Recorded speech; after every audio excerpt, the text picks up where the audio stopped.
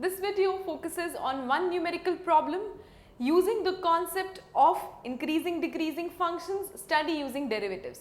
The question says, prove that the function from real to real is strictly increasing for b greater than 0 and strictly decreasing for b less than 0 if my function is equal to bx plus c. So basically it says my function is equal to bx plus c and it has two parts involved in it. A very simple question but important for the basic understanding. So it's since a proof question, you can either write solution or better you write proof. Now the function is given to me as what? The function is given to me as bx plus c. I know that if the function is given to me, I can find out the derivative also. So if my fx is bx plus c, what is my f dash x? It is nothing but the derivative of bx plus c, which is only b, because c is a constant and bx derivative is b. Now all the answer lies under and behind f dash x story only. It says that f dash x is equal to b.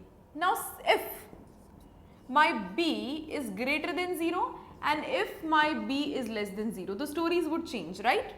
If my b is greater than 0, if my b is positive, definitely my f dash x also would be greater than 0. And if my b is less than 0, some negative value, definitely my f dash x will also be less than 0.